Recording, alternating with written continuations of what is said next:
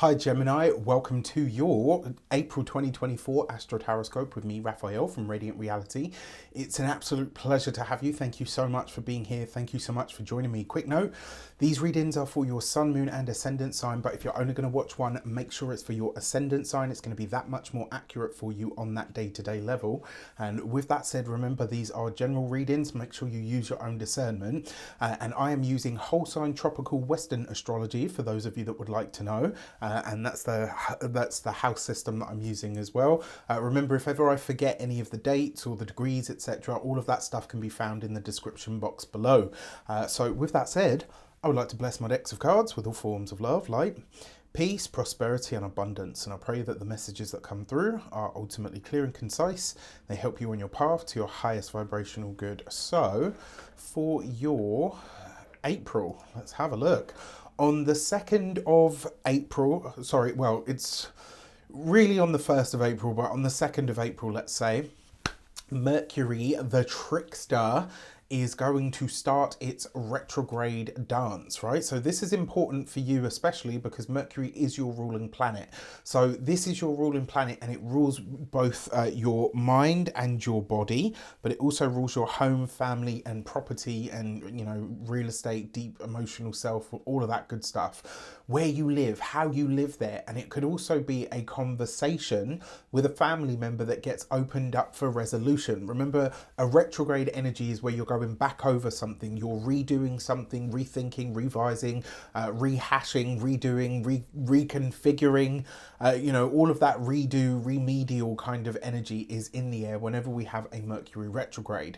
We don't stop living because there's a Mercury retrograde. If you haven't seen it, please don't forget to check out the recent live stream that I did with my wonderful teacher, Frank Clifford of the London School of Astrology. You can check that out. In fact, I might put a link for it in the description box below because it was quite an important talk.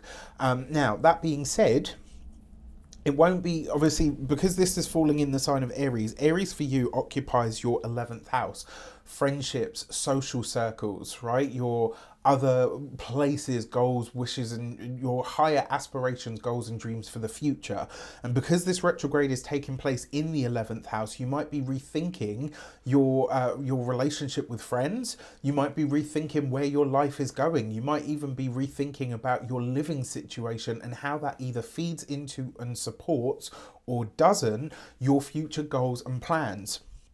This could also, I really like this as well for giving you like that kick that you need to go deeper into how you feel about your friendships and connections at a deeper level, and maybe going through a bit of a cull. I wouldn't be surprised if at this time you're starting to clear out your social media, getting rid of accounts that, you know, or people that follow you but never really interact with you, especially if you do something like what I do. You know, if you are, maybe you're going through your contacts list, maybe you're going through your phone, maybe you're going through your pictures, all of that stuff. Just getting rid of stuff that's accumulated but isn't necessarily doing anything for you, right? And it's not to say that every relationship has to do something for us, but if it's not at least a mutually beneficial connection and it's always you hitting them up or you always contacting them or you always reaching out, there is, you know, at that point you do have to kind of say, okay, you know, where is this going? Now for your cards, your tarot on this matter, you have the 8 of Wands, so considering people that live at a distance, with the 7 of Wands, okay, and the Judgment card. So some of your friendships are up. That's what this is telling me. Some of your friendships are being reconsidered, and with the Judgment card here, you're making that final call. This may very well be because you've got the 7 of Wands here as well, right? So the 8 of Wands is the information flowing backwards and forwards, just the way you like it. You've got the Judgment card here, which is like the final call or the final decision. But in the middle, you've got this 7 of Wands. And this is basically saying, you know, somebody might force your hand. Maybe someone says, oh, you know, you never reach out to me, or you never make an effort to contact me. And it's like, hang on a sec, I'm always there when you need me. And furthermore, the phone works both ways, right? This is one thing about you know, maybe this needs to be adjusted, but one thing about me that my friends know: I do not suffer one-way traffic. All right, that's not to say I don't want you to check in with me every single day and be all up in my grill and all up in my business or anything like that. But if you don't make any effort to maintain the connection between us, you better believe that there'll come a point where I just say, you know what, there's no point here, right? I don't need constant, it's not to say that I need my ego stroked or anything like that, but true mutual connection and reciprocity is very important in relationships as far as I'm concerned, especially when it comes to friendships, right? And I think a part of that is because obviously I'm an Aquarius. Sorry for the Raffy rant.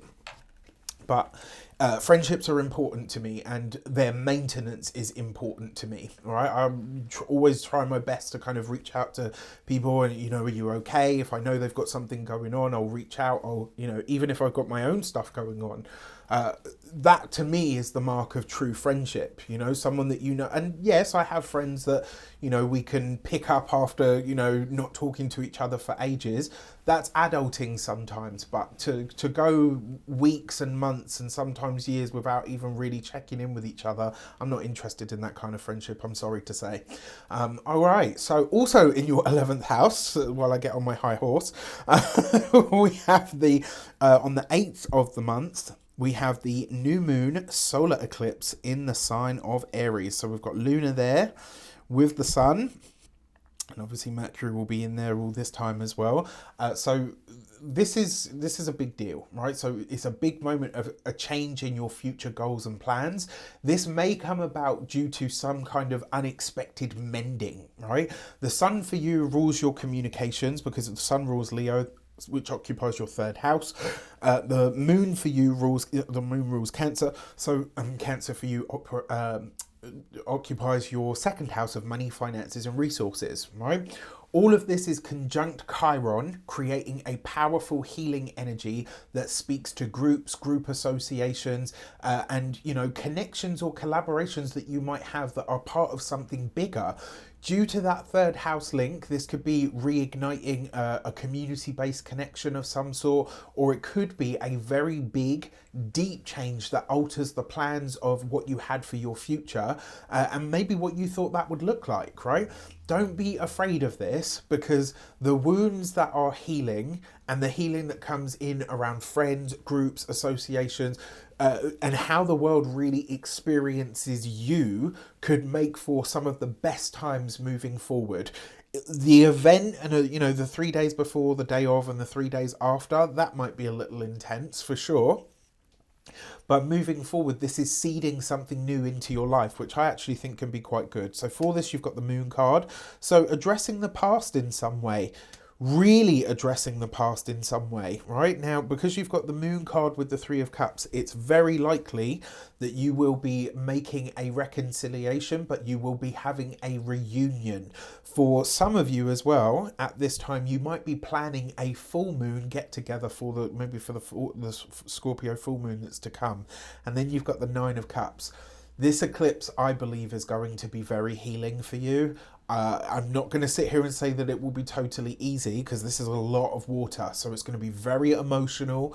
It's going to be very deep. It's going to really sort of question you. It's going to really help you see where it is that you need to focus your energies in terms of healing as well. So this could actually be a really powerful eclipse for you. I think it will be. All right, so for your next transit on the 18th of the month, Jupiter and Uranus, who have both been in Taurus now for the better part of 11 months, finally stop flirting with each other and actually get it on, right? So they're coming into an actual conjunction. And this conjunction, let's say it comes exact on the 18th, but it will last right the way through to like the 21st, because Uranus is an outer planet, so it's a big boy planet, and Jupiter is the biggest planet in our zodiac. So this one's going to be felt for all of us in some way. Because it's happening in the sign of Taurus, it's likely to be in a visceral way. Now, for you, Taurus occupies your 12th house, right? Your past hidden enemies, your dreams, also your self-sabotaging tendencies. Jupiter in the 12th is what I call like true guardian angel energy. Uranus is that shocking change engine, right? That comes in and says, no, this is all old, it's outdated, it doesn't work anymore. We need to break through, we need to break the tradition, we need to do something new. Now, it provides you really with the strength to kind of honestly assess and break out of any rut that you've been in, right? Whether this is your own bad habits, whether it's shit that you've been tolerating that that you know deep down you probably shouldn't, right? Your intuition has been gaining power ever since Uranus came into your 12th house, and Jupiter has only been amplifying that for the last 9 to 10, 11 months-ish, let's say. So mentally and spiritually, if you've allowed it, you've been really truly going through a massive upgrade. I know one person in particular, for those of you that know her, Heather is her name. Not Heather Astrology Heather, Heather Angel. She is a wonderful spiritual and somatic coach and healer that I absolutely love for everything that she does. She's brilliant, and her intuition has just exploded. I remember saying to her, like, you know, this is going to get bigger, and she was like, bigger than it already has.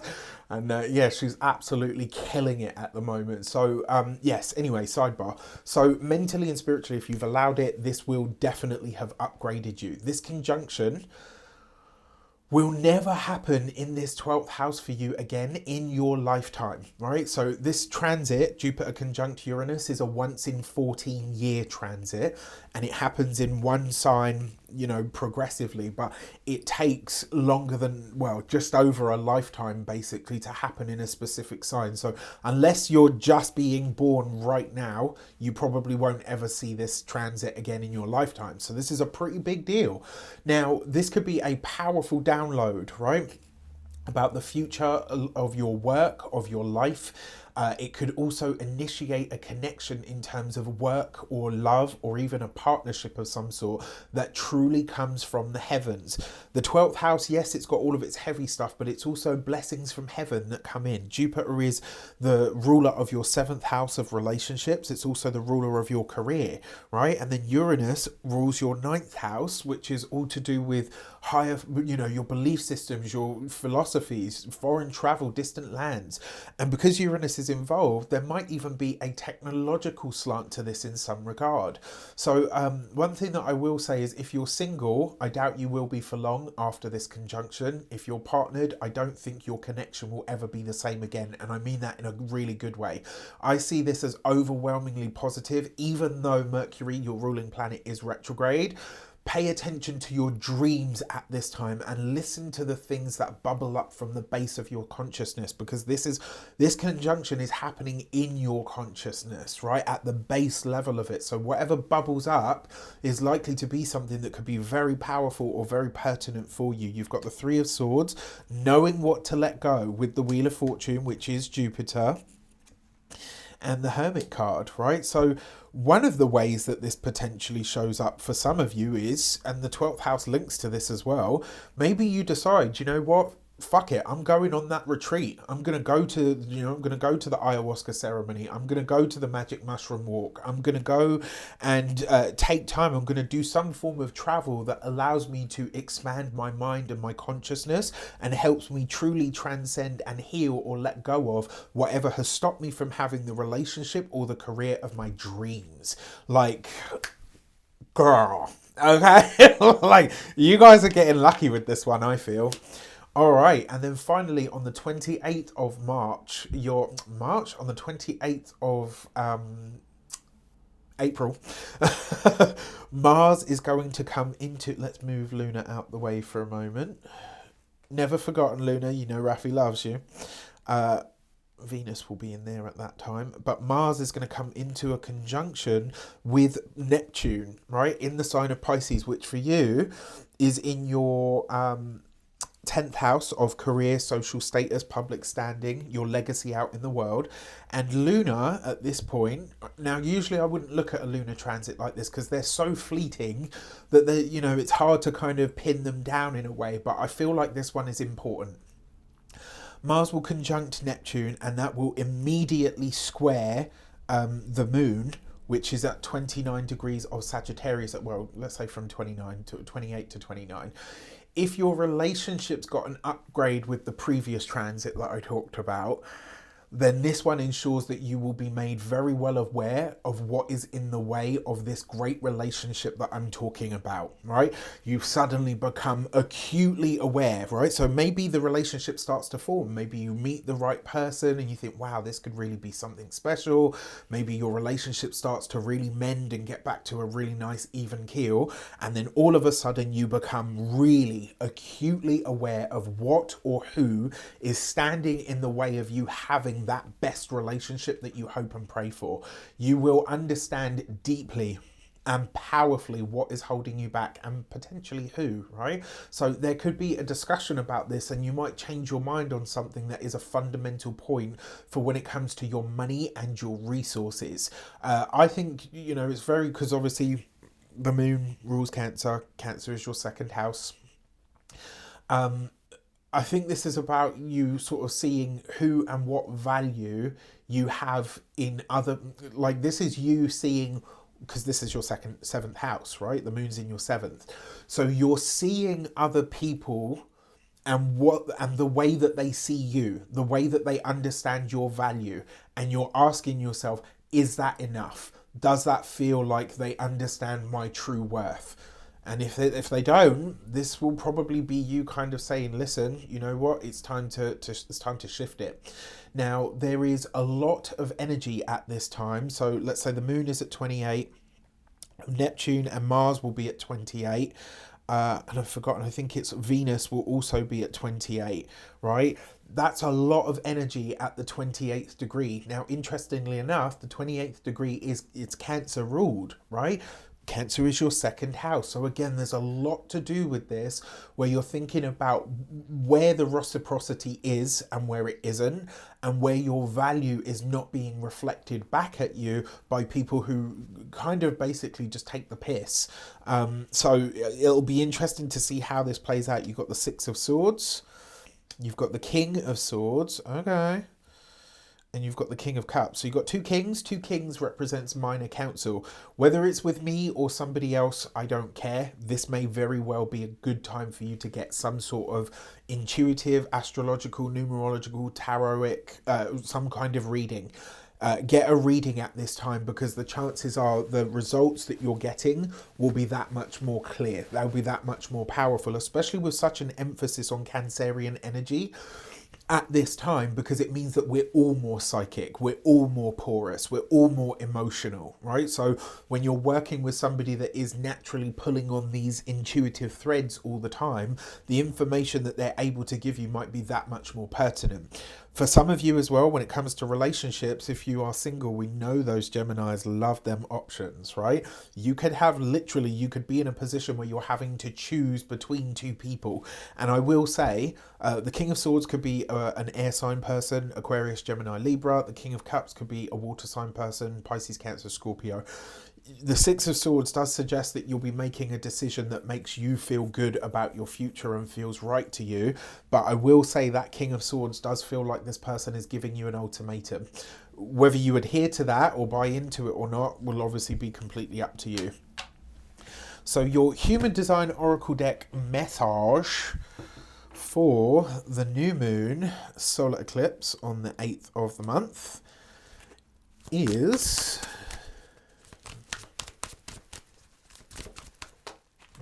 Ooh, okay. The Gate 51 and shock, right? So there might be a little bit of a shock with this one, right? It might have a little element to it where you kind of say, wow, okay, I didn't expect that, or I didn't see that one coming.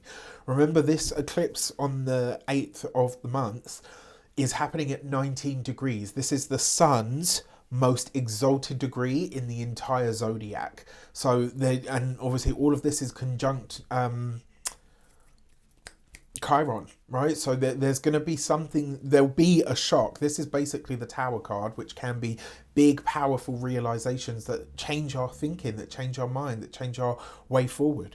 This I actually think is a good thing, because it's going to break you out of some kind of rut or complacency when it comes to friendships and group associations. And then on the 23rd of the month, we will have the Scorpio full moon. right? And the sun will be there in Taurus. And for this, you have the gate 20 and the now. So this is a 6th house new moon, full moon, right? Sorry. And this is an interesting one because the 6th house really, if there were ever a, right, the card says the now, being present. If there were ever a house in astrology that really does, it gets you present, the 6th house is one of them. And the reason I say that is because it's about the detail, it's about the minutia, it's about the, you know, I've got to clean my car, I've got to clean my house, I've got to wash my bed sheets, I've got to brush my teeth. It's all of the minutia, it's the maintenance that we have to do to sustain anything that we want in our lives. It's our work on a daily grind level. Your 6th house is the house of drudgery. It can be the house of enemies, right? So, and this is usually like, you know, people, well, not necessarily enemies, but it's people that don't necessarily mesh too well with us, right? People that can show up as a burden in some way. And whenever you have a burden, whenever you're brushing your teeth, whenever you're doing these things, yes, some of them you can do absent-mindedly, but they do have a way of bringing you into the present, right? The 6th house is your daily grind. It's where you are on a sort of day-to-day level that you have to put your focus whether you want to or not. And so this full moon is bringing your attention to your physical health and vitality. It's also bringing your attention to the here and now, right? So I love this. And this card also suggests that when you bring yourself into the now, you will discover what your power truly is. With that said, I wish you an abundance of all of that good stuff. If you want to get a personal reading with me, you can do so on the link in the description box below. It would be an honor to read for you. With that said, take care and I'll see you soon.